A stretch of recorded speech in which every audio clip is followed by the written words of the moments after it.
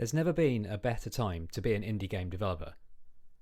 There's never been a worse time to be an indie game developer.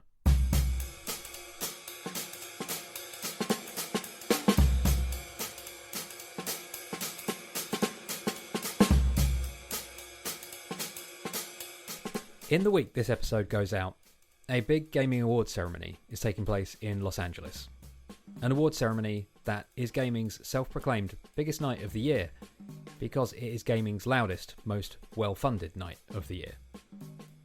In theory, it's well-intentioned.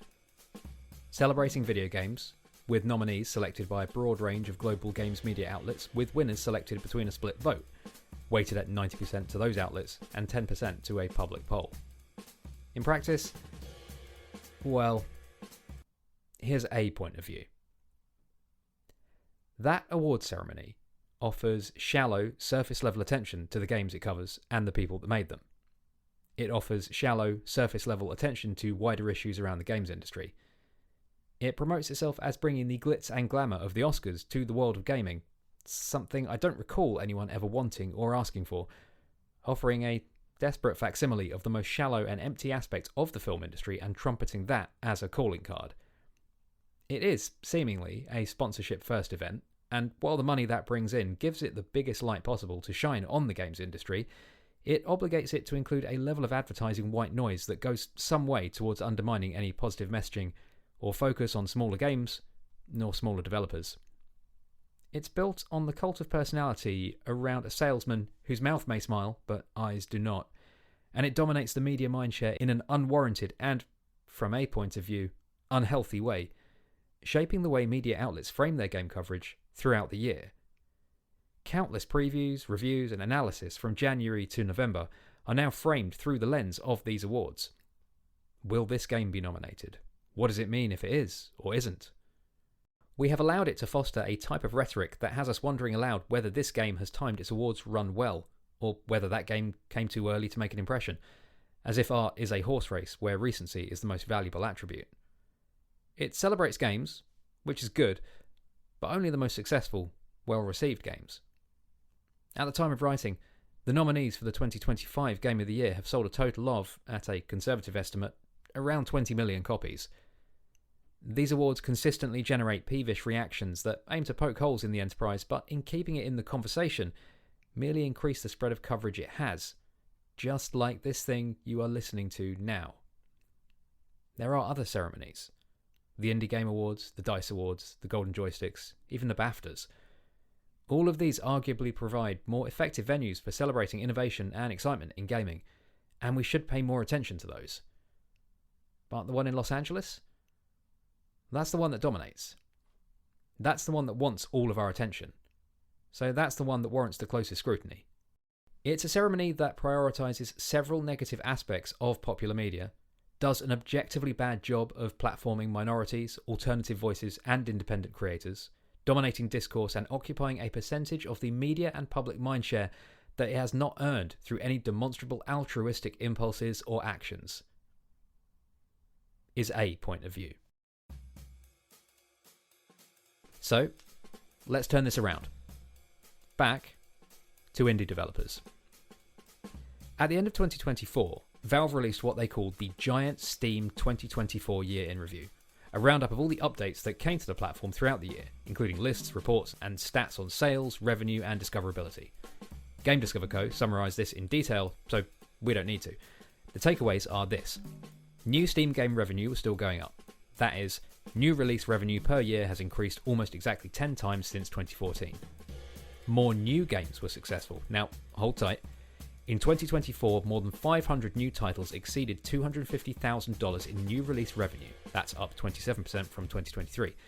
In 2024, more than 200 new titles exceeded $1 million in new release revenue, up 15% from 2023.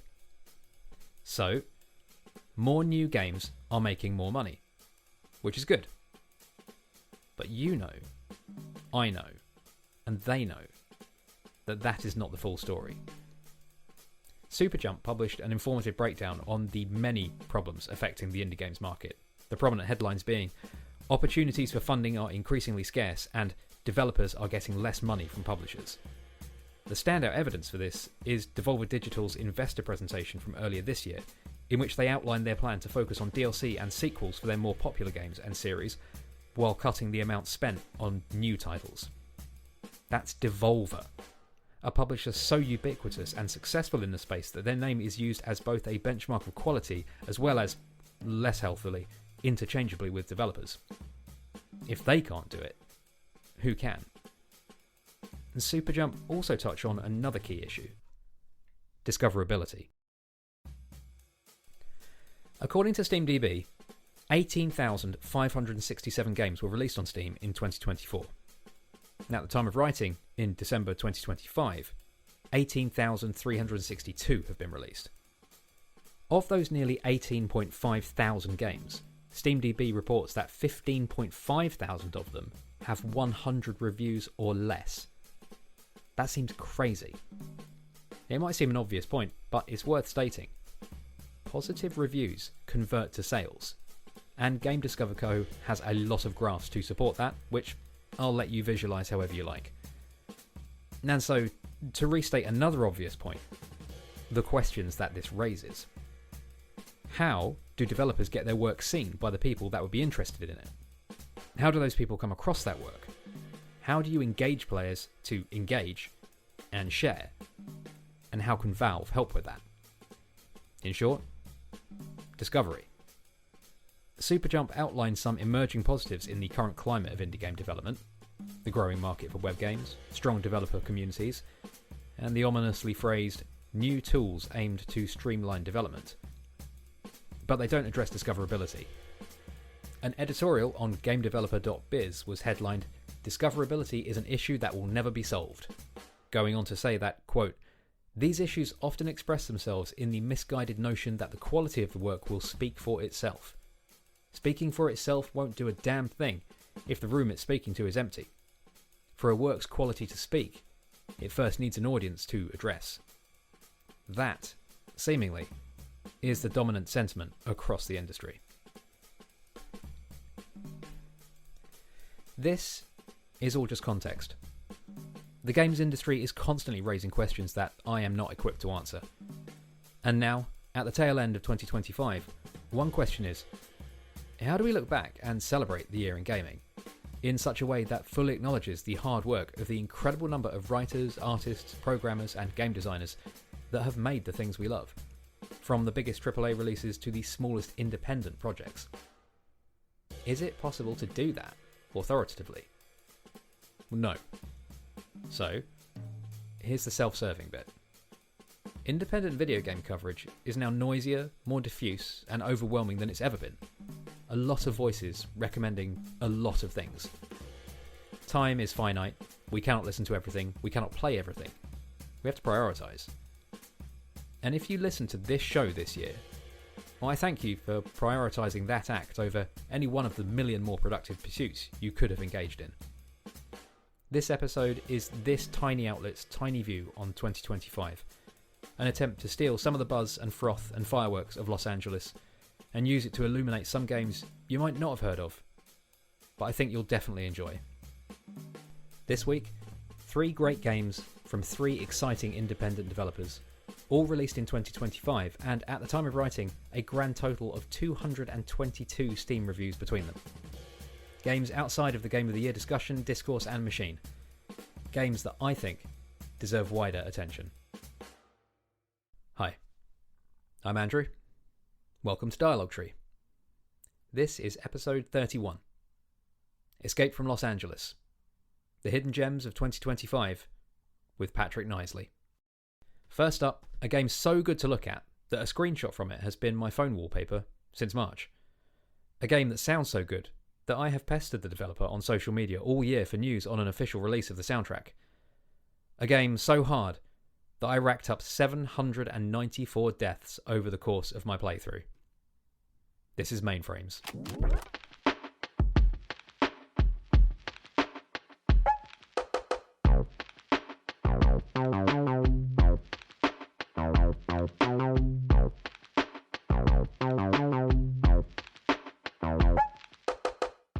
Developed by French studio Asupi and released in March 2025 on Steam and Switch, Mainframes is a 2D puzzle platformer set inside a desktop computer.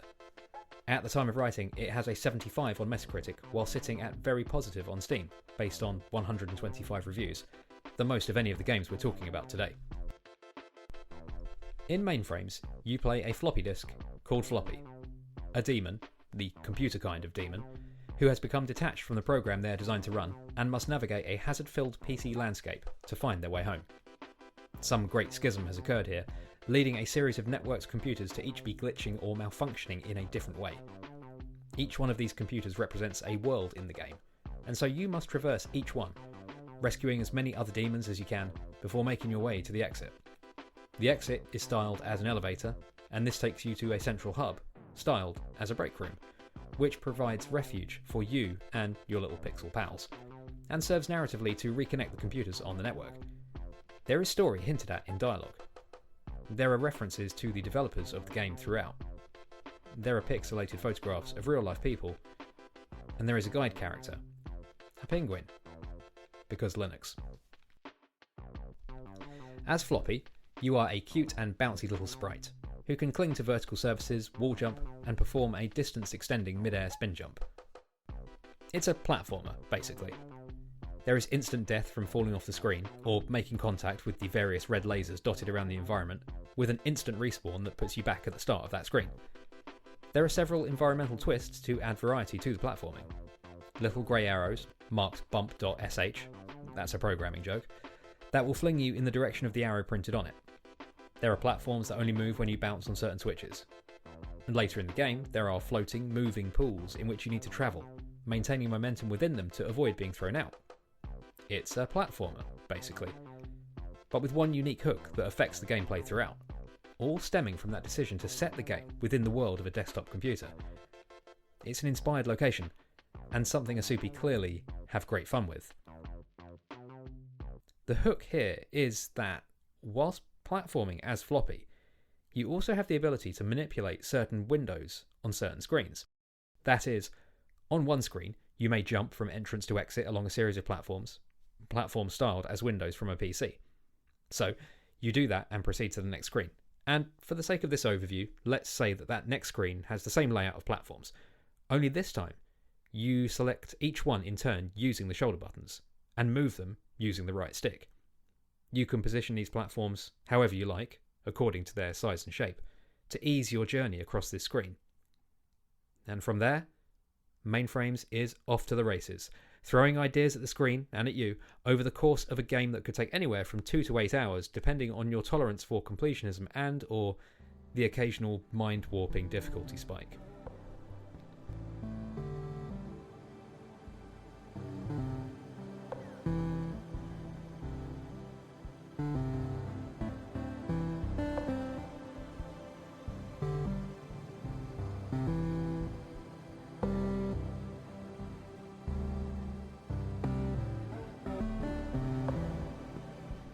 I enjoy the basic platforming. It's fast, responsive, and Floppy spin jump is tuned just right. It's an effective tool, but definitely not a get-out-of-jail-free card. I spend as much time spinning into hazards as I do spinning into safety. I enjoy the basic platforming, but I really love that mechanic. The ability to move platforms, to shape your environment as you're playing it. It's an engaging way of designing a puzzle platformer. Making it possible to perform the platforming is the puzzle. You can also use it to, very loosely speaking, break the game. Finding a hazard tricky? Well, the game doesn't tutorialise this, which I think is a good thing, but you might be able to move a platform as such that you can bypass a hazard entirely. For example, wall jumping around the outside of an enclosed space full of death lasers. There are several iterations of this idea, and they lead to some interesting and unique platforming situations. Windows on which you need to effect state changes, i.e. make them solid, whilst platforming at speed in order to make them traversable. Playing with gravity, meaning you have to deal with manipulating platforms with inverted controls, and, probably my favourite, the, for want of a better word, flow blocks. Elements which you are propelled through upon entering, meaning you might need to line up a series of windows in the correct order before jumping in order that you be thrown through them in a manner that has you progressing, rather than exploding. All of this is not just in service of getting to the end, however. There are various optional challenges to uncover, and little dudes to rescue, that you pursue by going off the beaten path. Now, there are two main varieties here. The baby demons that litter every stage, usually marching back and forth in a set pattern somewhere on the screen. You have to spin jump them to free them. Now, these always require a little bit of platforming gymnastics to acquire, but better still are the self-contained puzzle challenges you find throughout the game. You'll enter a screen where you can see another demon sleeping. Touch them to wake them up, activating them, and their unique movement style. They might jump when you jump. They might have a super-powered super high jump. They might not jump at all. Whatever they do, they move when you move, and you need to traverse the hazards of this self-contained challenge and guide this demon to the elevator, sending them back to the break room in service of restoring this broken computer. These are all fun and novel twists on what you do in the main game.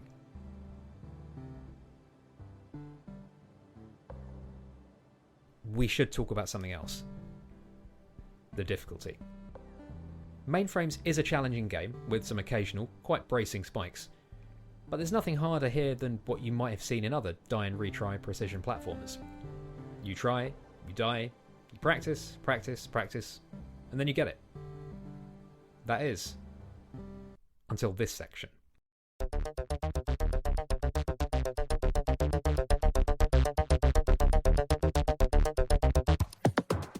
This bit of the game is so mind-bendingly, stick-twistingly difficult that Hey Poor Player dedicated a whole section to it in their review.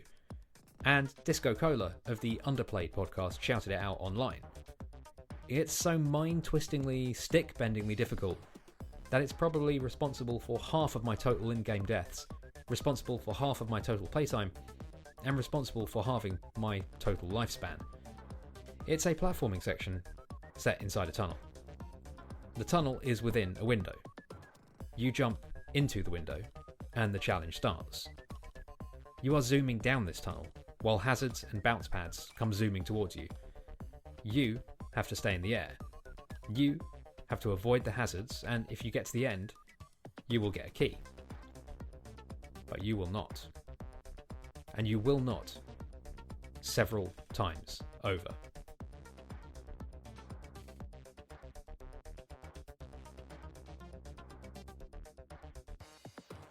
This bit is insane and made me feel insane. I try over and over because, come on, it's not that hard. It's not. I've done worse things than this. The obstacles are all the same and they are always in the same place. Come on. Come on.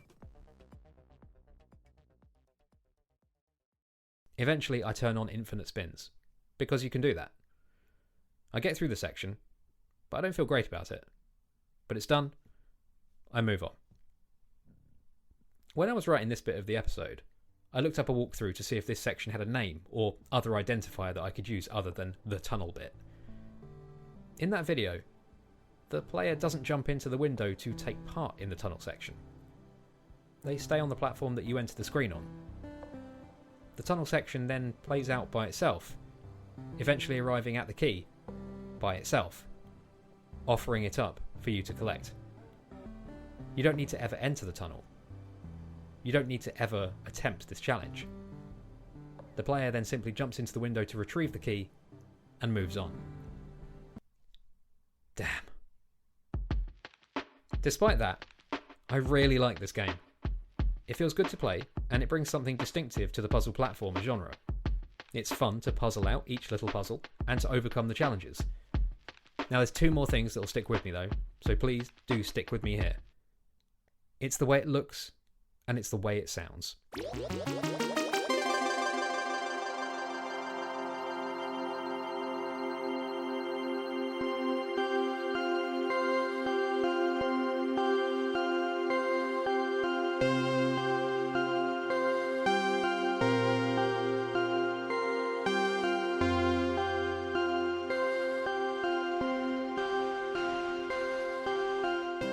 What is this graphical style?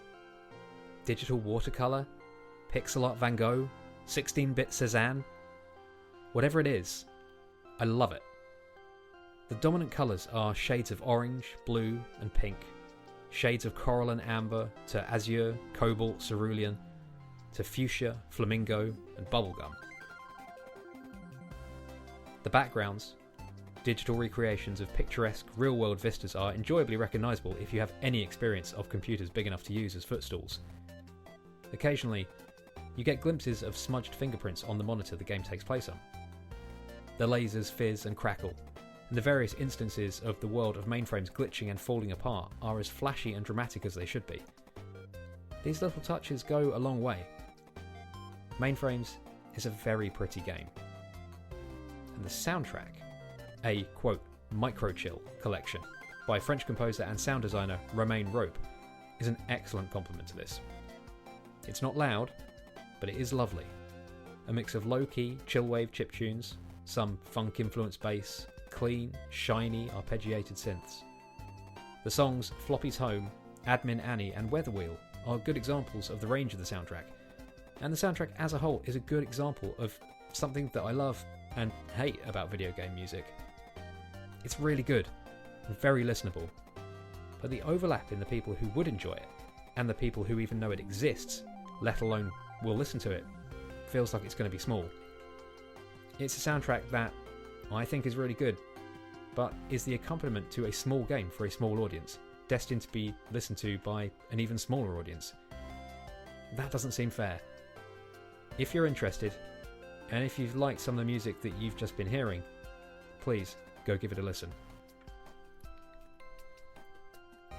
That was Mainframes, a distinctive and fun game that I think anyone with a love of precision platformers will get something out of.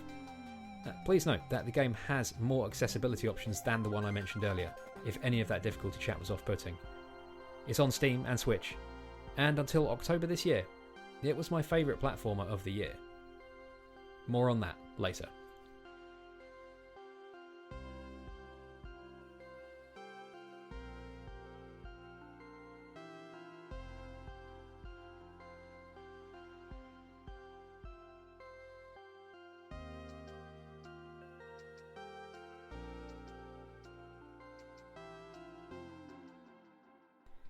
For now, we step out of a PC from the 90s and early aughts, and straight onto the front cover of a PC magazine from the 90s and early aughts. We're peeling a demo disc off the cover, a piece of sellotape still attached, a small tear from where you first tried to remove it. Picture leafing through the attendant magazine, glancing over the reviews and previews, your mind elsewhere, before you give in to temptation and carefully insert this demo disc into your console. We're stepping into a vaporwave world of rolling ball puzzles set amongst impossible geometry in pastel skies. This is Axis.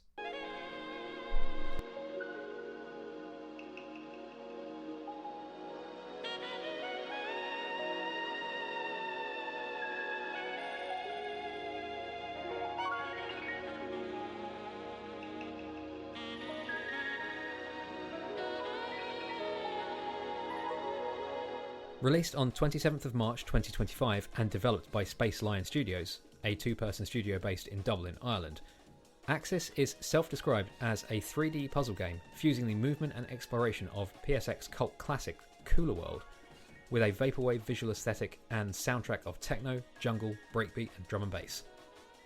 It currently has no rating on Metacritic, but a very positive on Steam from 91 reviews. If you haven't played Cooler World, what does all that mean?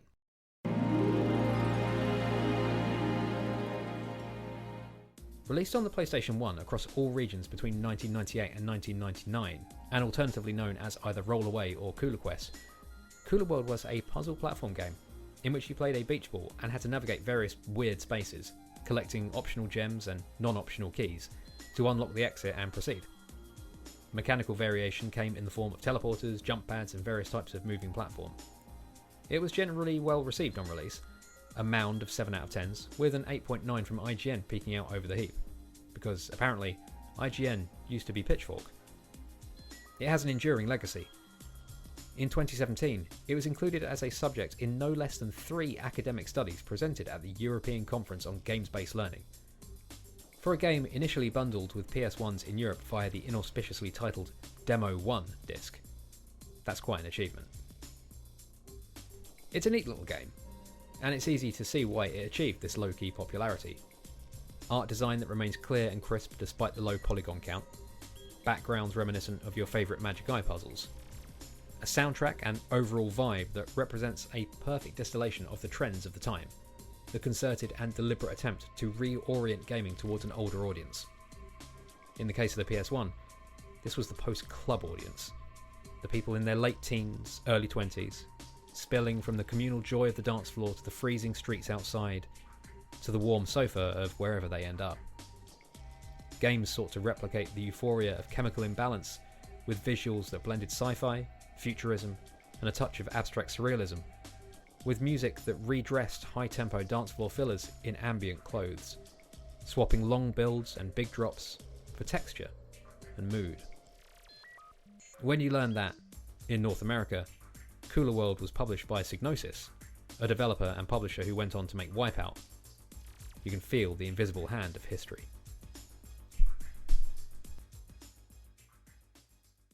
But that's Cooler World. This is Axis. And what is Axis in this context? Axis is a new game, a modern version of that old game, a game that takes the unique look and feel of Cooler World and ensures that it isn't lost to time. A game that asks, why did we leave this aesthetic behind? A reimagining, a spiritual successor, call it what you will. Axis is the fluid, dreamy legacy of Cooler World. A game that can make you scratch your head and furrow your brow without once frustrating you. How? Well, in the words of the game, 3, 2, 1, roll away.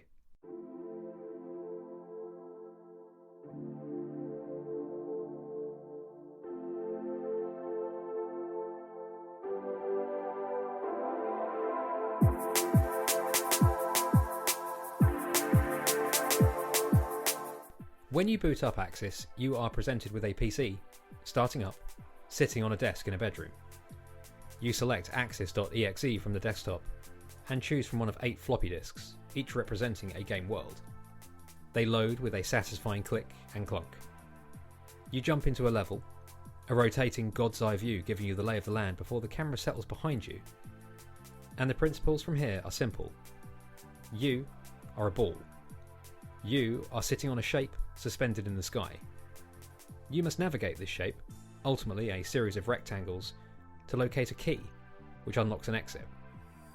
You use the left stick to roll forwards, or turn left or right. Flick the stick back to immediately flip 180 degrees. On most blocks, you can roll all the way around them, underneath, to the side, making up, down and down up. Use the left bumper to look down, use the right to look up. Press the A button to jump forward, always 2 spaces.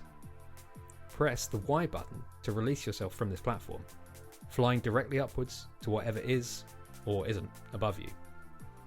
And from there, from those simple inputs, like mainframes, Axis is off, iterating stage by stage, idea by idea, gently, softly, but with the firmest intent of bending your perspective to that of the game, to simultaneously calm and upend your brain.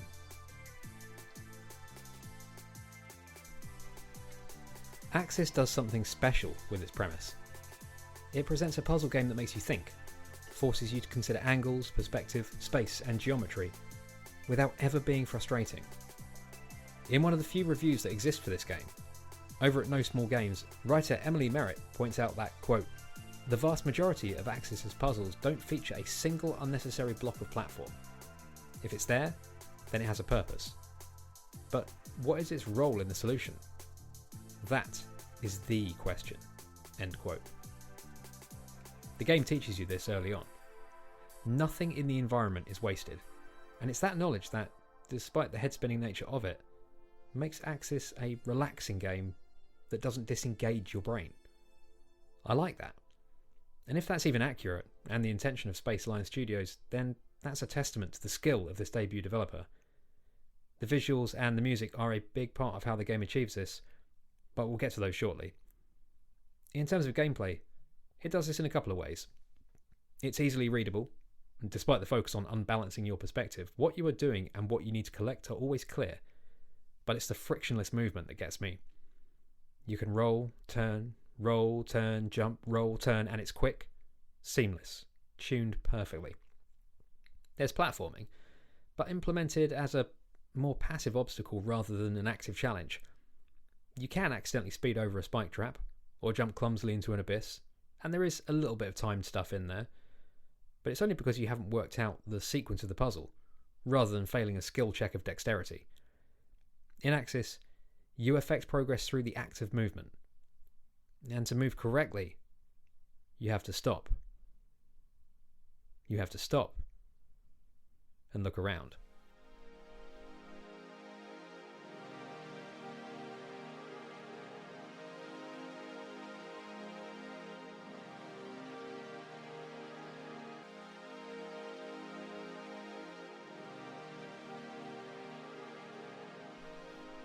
As you look around, you take in purple skies, liquid shapes, blooming flowers. It's hard to tell where they are exactly.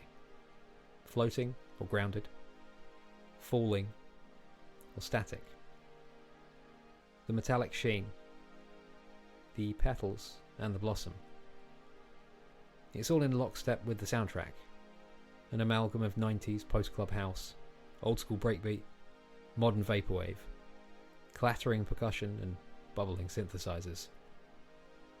Multiple musicians and composers worked on this, including Cayman's, Pizza Hotline, and Spaceline Studios themselves, but it remains cohesive. A consistent sound palette, interpreted by a diffuse set of minds. I was never a club kid, but I sure wanted to be. Zooming through the sci-fi fever dreams of Axis, I can picture blissed out dance floor revelations, that stumble into the cold night and the warm sofa after. This was never my music, but here, it is.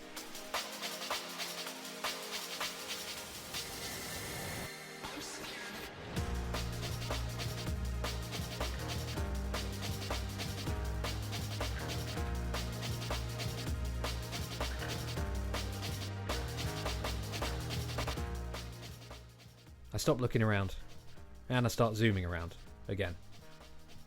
A deep sigh, any stress melting away. Rolling away feels so good that I take the completionist approach. There are multiple coins in every level, as well as 5 colour-coded tapes. Finding them all involves doing lots of things that makes Axis enjoyable. Axis has depth, each level more complicated to solve than the last, and replayability in the ever-present timer. You can treat the game as a race to the goal, or a challenge of optimization. This is the most universal game we're covering today, and should you need further convincing of that, let's go back to Emily at No Small Games. Quote, "This is a puzzle game built for puzzle game fans, but I believe the pace and overall vibes will make it approachable and enjoyable for many kinds of gamers." End quote. Emily gave Axis a 9 out of 10, reflective of the fact that this is one of those games that executes its concept without any discernible flaws. I played this on Steam Deck. I wanted to play it on the biggest screen imaginable, to be absorbed and consumed in the maximum version of those maximalist vibes. For now, that will have to live in my dreams. Roll away. That was Axis.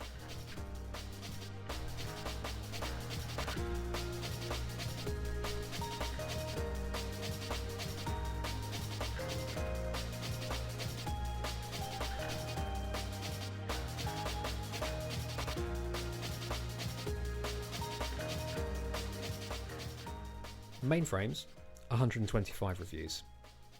Axis, 91 reviews. The last game we're talking about today has 6. A reflection not of any lack of quality, but a symptom of the problems with discovery that we covered earlier. This is a game that I've followed the development of for 3 years.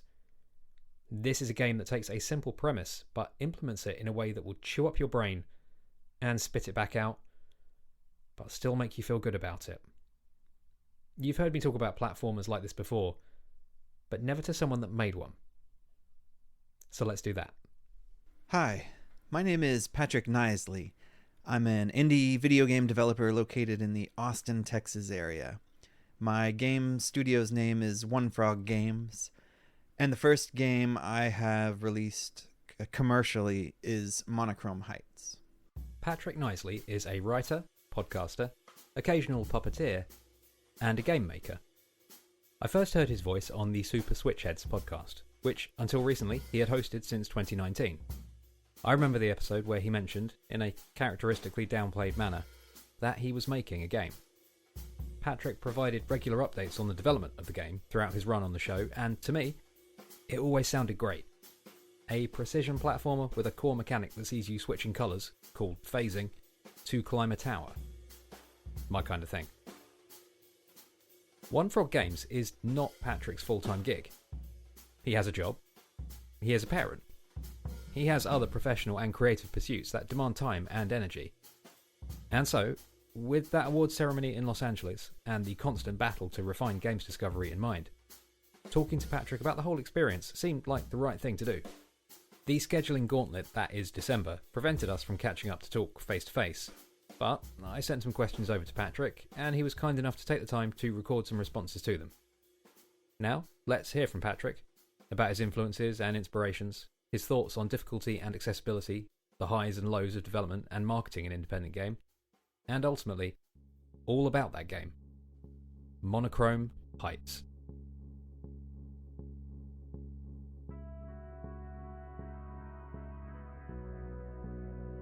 First of all, Andrew, thank you so much for having me. So Monochrome Heights elevator pitch, yeah. I'd say it's Celeste meets Ikaruga with a Mega Man aesthetic. That's the way I like to pitch it, but you could also say it's a tough as nails 2D pixel art platformer with a color swapping mechanic for the player character. That's a description as laser focused as the game itself, and should give you a good broad idea of what Monochrome Heights is like. We're going to get into that, particularly the game's unique hook, the colour swapping, later. But before that, I thought it was important to find out where Patrick is coming from, what his earliest gaming memories are, and what his background with this genre is. I asked Patrick my favourite question.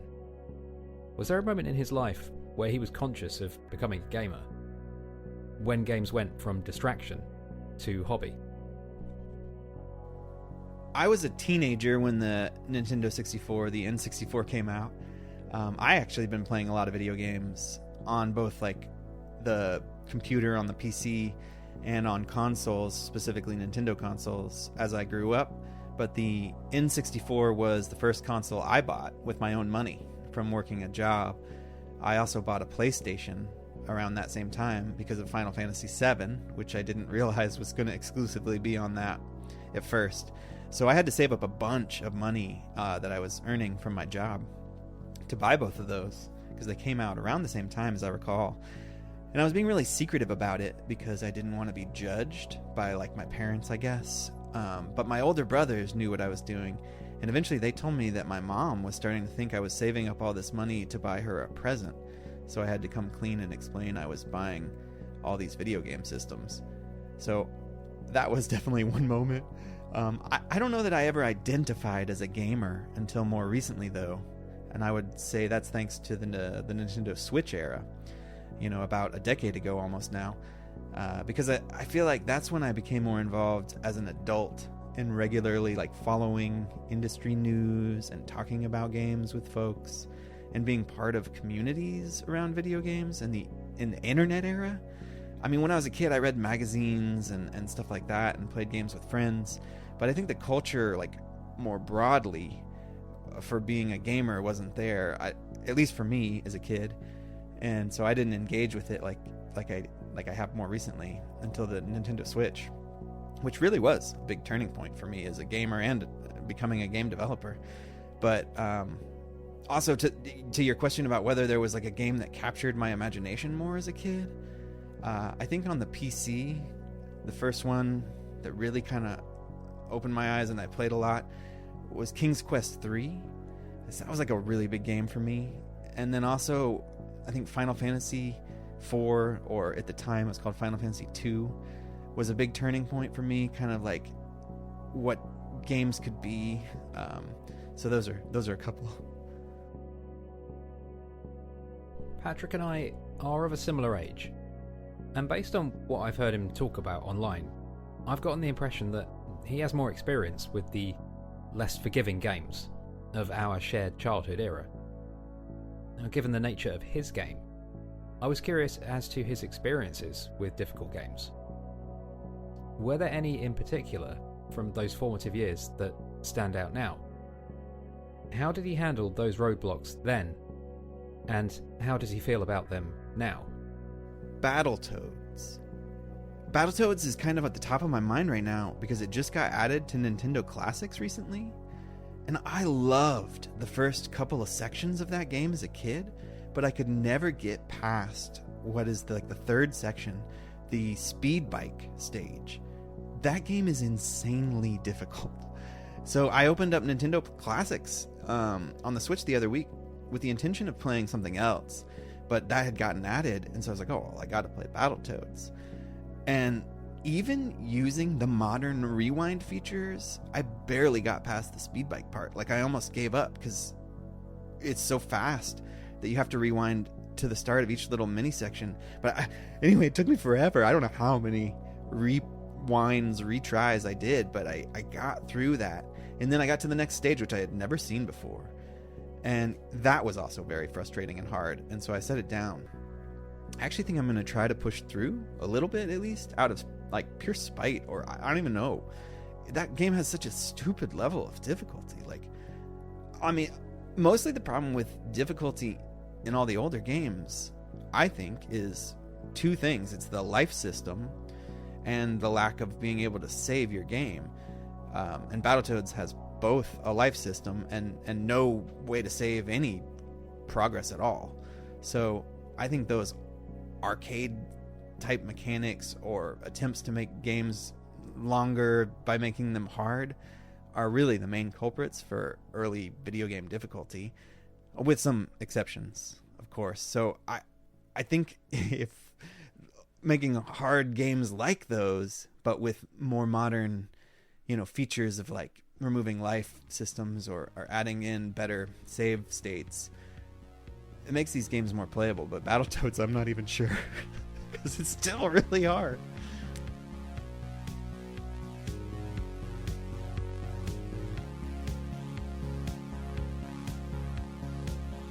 Patrick's game is a 2D platformer with a colour switching mechanic. You are Happy, a robot. Happy is either black or white. You can change Happy's colour with a tap of the right shoulder button. Now, you have to do this to match Happy's colour to that of the platform you want to stand on. So Happy can only stand on a white platform when they are white. If they are in the black colour phase, they would either fall or pass through the white object.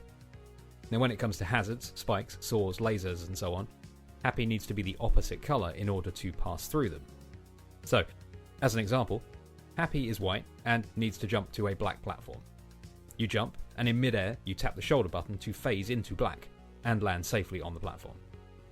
You are then presented with some mid-air hazard, let's say a laser, that is also black, and on the other side of that, another black platform. You must jump, phase to white to pass through the laser, then phase back to black to land on the platform. Can you see where this is going? Now first, I asked Patrick where the colour switching mechanic came from, and then how the specific influence of Donkey Kong Country manifests itself in his game.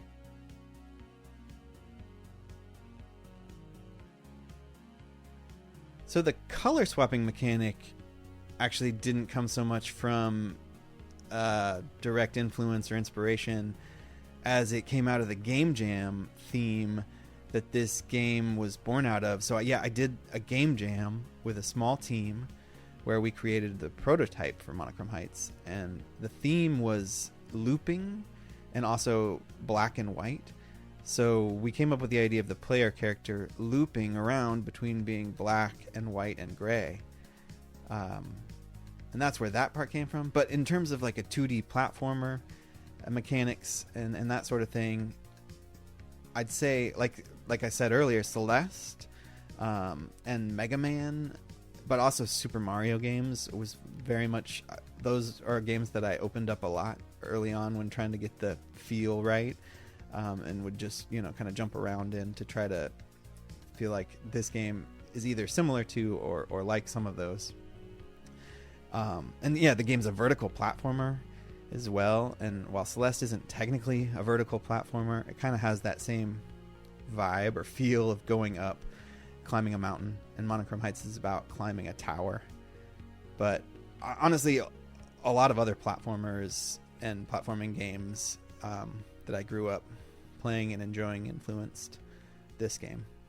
The collectibles in this game on each level spell out happy, and then similar to Donkey Kong Country, you can unlock things, extra stages. So that was that was absolutely a direct reference to the Donkey Kong Country series. I don't think there's anything specific to Donkey Kong Country otherwise. I mean, it was a big series for me, so it obviously influenced me, but I think I tried to give a little nod to a lot of the big platforming games in one way or another that influenced or that I like. And so that was for DKC, that was how I recognized it. The look and feel of Monochrome Heights are excellent hooks for the game, and will hook you if you let it. But Patrick's game has something else that you might not expect.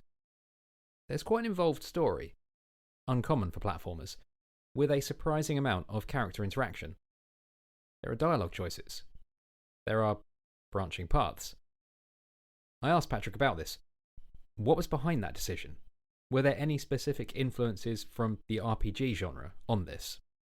Yeah, so it's actually a pretty linear game in one sense, in that all the players are going to experience the same cutscenes, which all the cutscenes are flashbacks.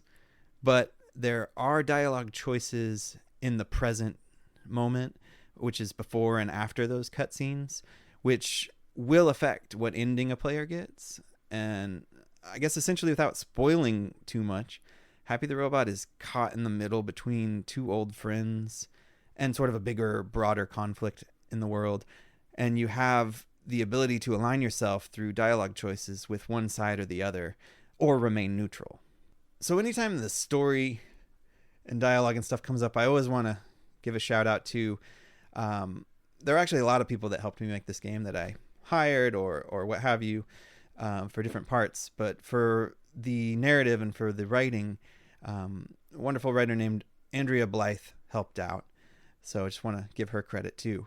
But I think the influence, I don't know that any specific RPG or any specific genre of video games influenced the choice to have choices and sort of a branching narrative like that with alternate endings, so much as that's something I'm just very interested in. I think like that's one of the things that separates video games as an art form from other, narrative art forms like books or movies, that we can have meaningful, impactful choices that make one player's experience different than another's. I think it's hard to do. It's hard to do well. And video games are still kind of in the infancy of figuring out how to manage that. And it also requires a lot more development time if you have branching gameplay, branching choices, because then it becomes more like making two games than one or three or whatever. But it's something that I really like and want to see pushed forward, at least where it makes sense to do so. And it's something I'm interested in exploring in future games. I just really like how, you can play a game and get a different ending than me, and you can come away with a different feeling about different characters if your dialogue choices were different, and that neither of us, I'm kind of in the camp, at least, that of the three endings in this game, none of them are canon. I never like it when there's multiple endings to a game and somebody's like, well, this is the canon ending. I don't know. I'm out in the weeds now, but I think, to get back to your question, I just think that for me, whether it's role-playing games or however you want to think about it, the ability to make choices and have different outcomes in a video game is one of the coolest things about this medium. And so I just want to kind of keep enjoying and exploring that part of it. I think you can detect from the game, and Patrick's answer there, but he is a writer. One of the cool things about video games is how they can be an interactive interpretation of traditionally passively consumed media. books, films, etc. And I like hearing from people who use video games as a way of expressing a particular skill set separate from that. So, I asked Patrick about his influences as a writer. Before I made Monochrome Heights, and during the process, I've done some freelance writing for games, and I used to write a lot of stage stuff, and I wrote a few TV pilots and things. Yeah, so I do consider myself a writer, and that's another reason maybe why also I'm interested in that part of games. But I don't, as far as the influences, I read a lot of fantasy and to a lesser extent sci-fi growing up, and so I definitely have a bent towards those genres. And I kind of already mentioned these, but I think the early Final Fantasy games, kind of for their sense of like world building and this sort of big scope of story, are a big influence for my video game, narratives. And then a lot of the early point and click PC games, again, like I mentioned, King's Quest, all of those Sierra games I played as a kid. And so maybe Roberta Williams, who was, a designer and writer on a lot of those. And then also other point and click games at the time or in that era, like Day of the Tentacle. All of those games, I would say, are among my favorites and influential to me.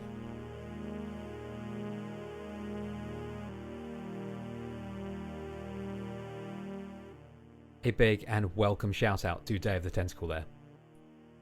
So, a subject that can't be ignored when discussing Monochrome Heights is that of difficulty. Patrick's game is a very hard one. It's a precision platformer where you are having to make split-second decisions and effect state changes on the world with absolutely precise timing. It's as hard on the brain as it is on the hands. Difficulty is always an interesting and divisive and polarizing subject in gaming. It's been a particularly thorny issue this year, with games like Silksong and Baby Steps and their diffuse approaches to challenge stimulating what we'll just refer to here as animated debate. What is Patrick's relationship with difficulty in games? Are there any games that he had stuck with despite the difficulty, and any games that he had dropped because of it? What makes Patrick stick with a hard game? And what makes him drop one? I think difficulty in video games is a really interesting question, or just like a really interesting topic, I should say. I think I like some difficult games. I think I really love Hollow Knight and Silksong, and those are difficult games, and I really like the feeling that you can have in a difficult game when you overcome a difficult challenge. I think that's one of the cool things about video games too. Like, obviously a relaxing, chill experience can sometimes be what you need or want, or what some people only want, but that feeling of overcoming something and that satisfaction is something I enjoy, and especially in action platformers and things like that. So I think Hollow Knight is definitely one of the games that I stuck with despite its difficulty. But I also think something that maybe gets lost in the difficulty discussion is that what's this doesn't get lost. It's all subjective, right? So, there are people out there crushing Silksong in like an hour or less now.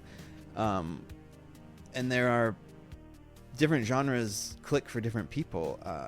For example, I'm kind of, like I said, an action game player. I like to play games fast and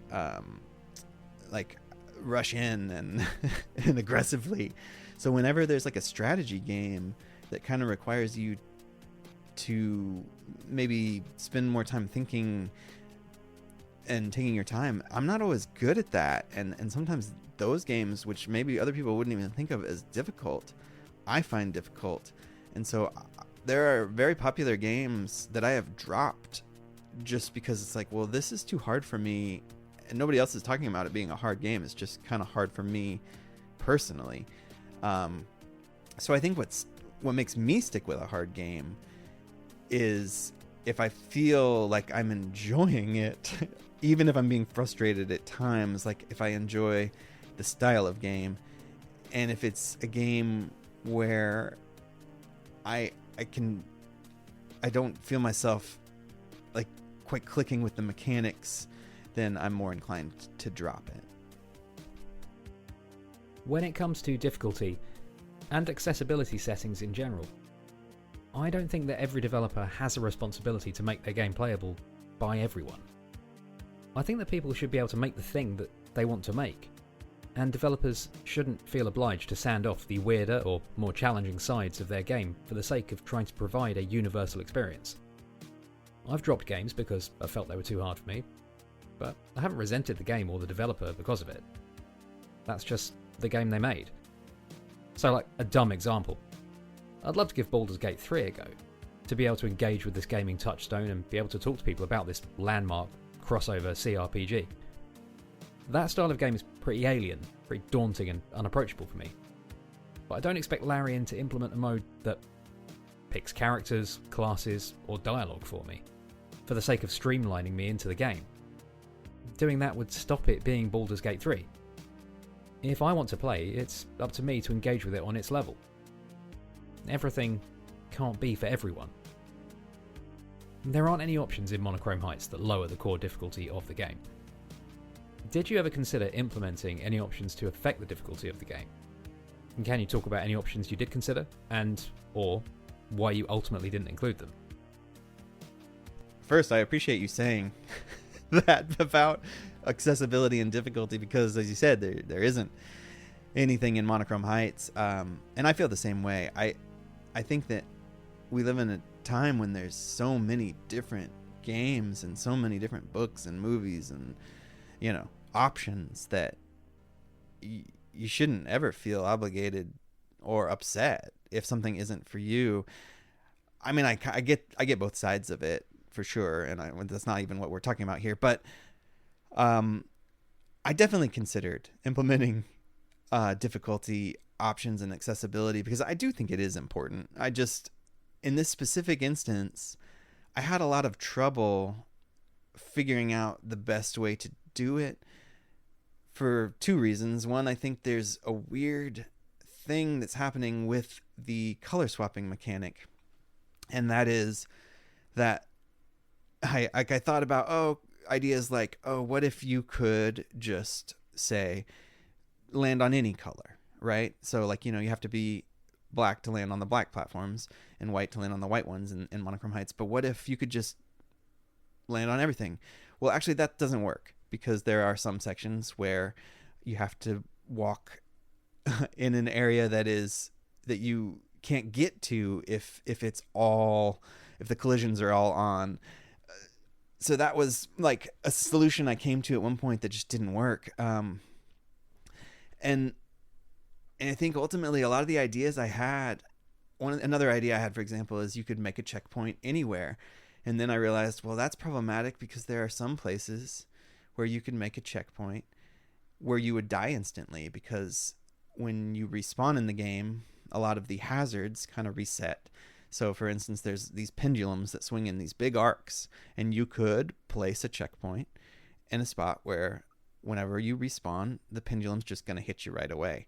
And maybe then I could, make zones where you could put in, but that's like, ultimately it kind of came down to two things. One, me having trouble with figuring out the best way to do it, and me figuring out or then realizing that it would be hard to implement some of these ideas, if not impossible. And with this being my first game, a lot of it just felt like it was adding to the development time. I think you'll hear some people say, making multiple difficulties is also like making multiple games and balancing it and that sort of thing. And I eventually just kind of decided I needed to finish this game, and it was just going to be what it is as this one experience. If ever I get a chance to remake or repackage this game, maybe then I should include something. But as it is, it was kind of because of my limitations as a developer and the way the game works.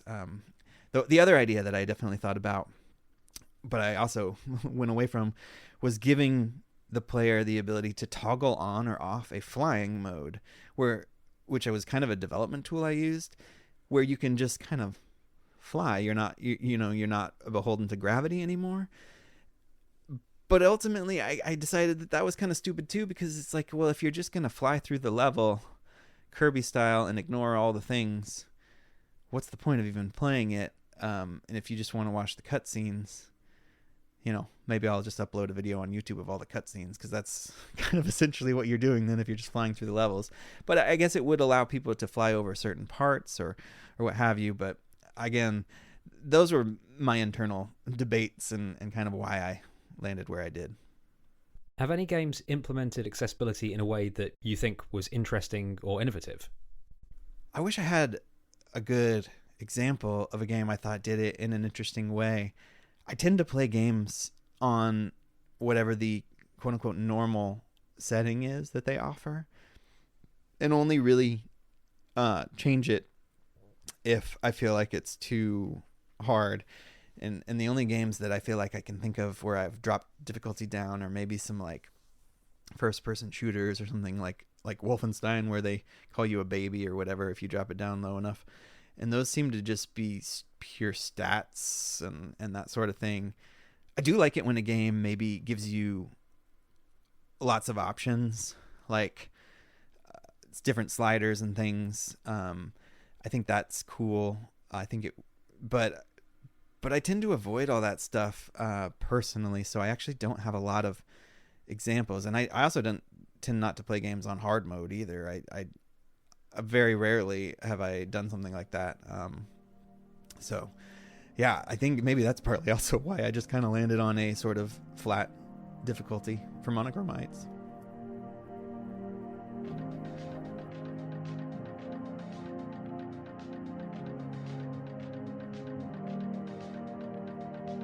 Patrick occasionally provided insight into the process of developing this game on the podcast that he's been co-hosting since 2019, Super Switchheads. And by his own admission, he has said that finishing the game had taken longer than he wanted it to. I asked Patrick, presuming he is going to continue making games, what has he learned about the process of game development? Is there anything that he would do differently for his next project? Yeah, so making Monochrome Heights definitely took a long time. It took me over 3 years. I think, yeah, having a job, like you said, being a parent, all that makes it harder.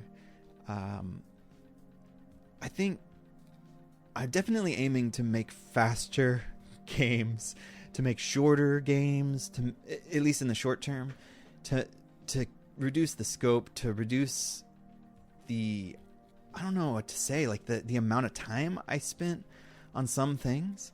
I think naturally that's going to happen because there's something about, like, I've learned a lot. Like you said, and what I've learned is just how to do things faster. I'm just better at writing code. I'm better at making art. I'm better at troubleshooting and bug fixing. And so I'd like to think that I would just inherently be a little faster. And I also think that at least for the next couple projects, I'm going to try to keep things small. I don't think Monochrome Heights is some huge game, but it has 46 or so levels and, 9 cutscenes and dialogue choices. And I don't think that's like some crazy thing, but I think the next game I make, or the next few games, will maybe be half that big, right? Or smaller even. And I also think I want to kind of just be able to move more swiftly when I do have time to work. There's so many things I'll do differently. The idea for this episode came from me absorbing quite a lot of Games of the Year discourse, as well as endless but worthwhile discussions about discoverability and issues that independent developers face. What has your experience with publishing via Steam been? How easy is it for you to get your game through their pipeline? What sort of tools do you have access to put your game in front of people, and how effective have they been? Steam is really easy to deal with. I mean, I haven't actually put a game on PlayStation or Nintendo or anything like that, but it's my understanding that those platforms are a lot harder to have a lot more hoops to jump through. So I think the cost benefit analysis here is that it's really easy to get your game on Steam, but it's not easy to get your game seen on Steam, and probably not on any platform, frankly. So in terms of what Steam and Valve provide to put your game in front of people, I think the biggest thing in the way that sort of things have evolved right now is Steam Next Fest, where it's all about making a demo for your game and participating in one of those events. And that's also an evolving situation where now there are just tons of games in all these Steam Next Fests. But I think other online festivals like that are also kind of seen as one of the best ways to have your game get put in front of folks. And I haven't had a lot of success personally through these things, but that's something I'm still working through and figuring out. What are the challenges for you in getting your game seen? Do you have to reach out to publishers or media outlets? What sort of feedback do you get from that process? Yeah, I think getting Monochrome Heights seen and played and in front of both consumers but also streamers, media outlets, all that stuff, that has definitely been the hardest part for me. I very much am I've done a lot of different art forms in my life. Like we talked about writing. I used to also do a lot of performing and other things, but I've always been more of an artist than a marketer. And I've always had a hard time with that part of it. I'm not a very good salesperson. In fact, I'm quite the opposite. The example I often use is I used to also build puppets. And I think I convinced somebody at a show where I was selling puppets not to buy a puppet who was like really interested in buying a puppet. I think I'm really good at talking people out of of consuming my art, but I think it's hard. There's more video games being made than ever. I think you'll hear video game developers say kind of jokingly the easy part is making the game, but then you'll conversely hear that if you have a game that's people are hungry for, that it's not hard to market it. And I think you do have to reach out to people, and I'm not great at that, and you have to cold email and you have to expect 99 out of 100 of them just aren't going to respond, and I think this is a place where I've learned a lot too. I've learned, and maybe consumers should know this, that if you reach out to a streamer to play a game, a small streamer might just say, oh thanks, yeah, I'll play that, or just ignore you. But anybody who's big is either playing games because they want to or because they're being paid to. I definitely received back from streamers and YouTube review websites, here's our rates. I'm doing everything I want to do for fun, but if you want me to play that or review that or whatever, this is how much it'll cost. And right or wrong, I didn't save very much money at the end for marketing. I spent a lot of money making this game, and just was like at the end I was like, I don't have anything left to put towards that so much. And that is a mistake I think I made, because I do think it is worth spending some money on those things. And I did a tiny bit, and I think I learned that I either have to invest a lot of time and or money in that part, and that's not something I'm good at and interested in or excited by, but it's something I have to do. And so I think, that's something I'm probably never going to solve perfectly for me unless I get lucky. What is the most effective means of promoting the game? Like, do you have a view of how Steam user reviews affect visibility? Do conversations like this one actually help in promoting a game? I don't know what the most effective means of promoting Monochrome Heights is. I think I have... You mentioned Steam user reviews. I mean, yes. So I think as a fan or a consumer, you might see and hear a lot of indie game developers and honestly just game developers period asking you to wishlist their game on Steam or asking you to review it. if you've bought it, because those are metrics that we know Valve uses. A game has to have a certain number of reviews to even be like recommended on Valve, and it has to have a certain number of wish lists to make it up on the sort of new and upcoming charts and that sort of thing. So those are big things that do affect a game's visibility. And whether a conversation like this helps in promoting a game, I don't know. I can't imagine it hurts. I really am still small and starting out and figuring all this out. And I think I'm at a place right now where I'm okay with all that. And it was kind of tough for me at first.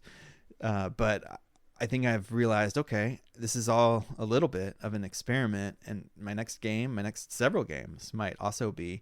So I'm going to be trying different things in terms of both the size and cost of games, as well as marketing strategies and that sort of thing. But if nothing else, conversations like this help me, being able to share with you and have people interested in that is, and hearing what I have to say, and that is a big help. Lastly, on development, this is a question that I can't remember hearing developers get asked. It's probably because it's overly simplistic, but I'd like to ask it anyway. What is your favourite thing about designing games? And what is your favourite thing about Monochrome Heights? I don't know if there's any one favorite thing I have about designing games broadly. Like, I think for me, in terms of Monochrome Heights, the level design is my favorite part. Once I kind of landed on what the game would look and feel like, and I could just kind of make more levels, that's where I really got into flow states, and really just kind of could have made 30 more levels just for the fun of it. I'm not saying they would be good or the game needed more levels, but I think that is something I really enjoy, is kind of once the tools are all there, and the game needs more of this, like kind of being able to build and put that together, at least in Monochrome Heights. It might be different in a different game and a different game genre. I think I'm still very much enjoying just making games and learning, and so there's definitely parts of the process that I like better than others. I don't love UI and making UI. I think I have a hard time with that. And, like dealing with difficult coding problems can be frustrating, but I do enjoy coding as well. And so that's another place I can kind of get into a flow state. Yeah, there's a couple. So I think it'd be a good idea to draw this to a close with some lighter, more topical stuff. Put simply, what's your favourite game that you have played this year? I know in 2025 there's been a lot of really big, cool games that have come out, but I honestly haven't played a lot of them, partly because I was trying to finish Monochrome Heights. As I kind of looked recently at all the games that came out this year, like, the game awards and stuff like that coming up, realizing that I need to play some of these games. And I might have even had a different answer for this question a few weeks back, but I'm honestly really enjoying playing Mario Kart World right now. My son and I have been playing a lot of it, and he's gotten really good, and he's been watching videos and learning tricks and techniques. And so it's been a lot of fun. Him and I kind of going back and forth on playing that together. And to tie in with the theme of the episode, what have you played this year that listeners might not have heard of? Yeah, I think there's two games I'd love to mention that maybe flew under the radar a little bit. The first one is a game that came out earlier in the year, I think around March, made by an acquaintance of mine. It's called Bundle of Joy. It's a really interesting mashup of sort of WarioWare style mini games along with a narrative experience about taking care of a newborn during COVID lockdown. And I think especially, as a dad who had a difficult time, with a newborn, not necessarily during COVID, but because my kid's a little older. but I also, went through COVID and had a younger child at that time. So I definitely resonate with it. And I don't know that everybody will, but especially if you're not a parent. But I think if you are a parent, or especially a father, it's a really interesting game. It's pretty short. You can beat it in about an hour. It's tonally, it's really interesting too, because it's got this sort of, fun, silly music with these mini games, but it's really about depression and the monotony and difficulty of taking care of a newborn. And then the other game, which is a little more well known, but I also think came out around the same time as Monochrome Heights, is Four Strike, which is a roguelike fighting game, I guess you could say, maybe beat 'em up. It's got these sort of one screen fights that you take that you can kind of practice on, and then you have one go at, and you have sort of a run where you randomly go through a series of those, and then there's a boss and that sort of thing. But I've really enjoyed playing Four Strike. I think it's a nice Patrick style game where you can kind of be aggressive, but you can also like experiment and like you do have to be a little strategic, but because you can practice, it works for me. And I haven't heard a lot of people talking about that. Can you share what you are working on next? Like what's next for you and for One Frog Games? Absolutely. I'm actually working on a number of things right now. Notably, I think I have a patch coming for Monochrome Heights to address the last few bugs and small minor detail fixes that I want to make sure and get done. And then I'm also working on some content that might come to the game in sort of a 2.0. Honestly, some of that stuff may or may not get like spun out into its own game. And so depending on where I land with that, it might be that, or it might be a 2.0, or both is kind of where I'm leaning right now. But anyway, I'm working on some more updates to Monochrome Heights. And then my son and I are working on a game as well. That's sort of the next game that, and that's called Detective Maine. It's kind of inspired by the Frog Detective games, sort of a silly adventure point and click. I'm swinging the pendulum very much the other way towards a casual, easy game. And I'm really excited about that. And I've got a few other things I'm prototyping and thinking about, but those are still pretty early on. Lastly, Patrick, could you share how listeners can best engage with you and your game? Yeah, I think I'm most active on Discord. I actually have a Discord server for One Frog Games. It's not super active, but you can find it, and you can find me through that. And I would love, every once in a while somebody will come in and join and point out a bug or something, and that's always helpful. So that's definitely a place you can find either One Frog Games or myself. I'm not very active on social media, but I do occasionally check in on Blue Sky. That's maybe the only one that I'm sometimes on. I think that's it. I mean, One Frog Games Discord server, or you can find One Frog Games over on Blue Sky. Patrick, thank you for your time. Good luck with Monochrome Heights, and good luck with everything that comes next. Thanks so much, Andrew, for having me on and for talking about Monochrome Heights. It means a lot to me, and I really do appreciate it.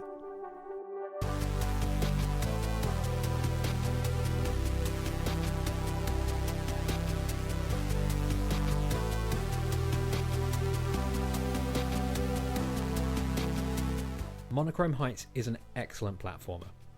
Its core mechanic is great to engage with, and I think its basis in altering your view of a 2D plane, its perspective shifting nature, is an idea you could see Nintendo running with. Beyond a ground slide, there's no complex movement tech, but it still allows you to pick up a lot of speed, demonstrate fluidity, and your increasing mastery of each stage in as satisfying a manner as those Donkey Kong Country games we talked about earlier. It has an excellent soundtrack, composed by Bent Knisely, which you've been hearing throughout this interview. And in terms of challenge, and how good it feels to overcome each stage, Patrick's game stands toe-to-toe with great modern examples of the genre.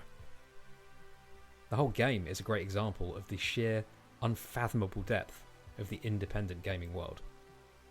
Quality games, made thoughtfully with skill, by passionate individuals, with relatively little visibility, little way of making themselves heard above the baseline level of noise. There's no answer beyond just remaining engaged, alert, curious about independent games. Share your recommendations. Share why you like them. Follow developers, not just companies. Talk to people. Take some of the time you might have dedicated to engaging with the award show in Los Angeles to the day of the Dev Showcase running alongside it. Most importantly, just have fun. Thanks for listening. And my thanks once again to Patrick Knisely of One Frog Games for his time and insights on the making of Monochrome Heights. It's tough out there, but I think the attitude and outlook Patrick arrived at is a healthy and helpful one. Just let the thing be what it is.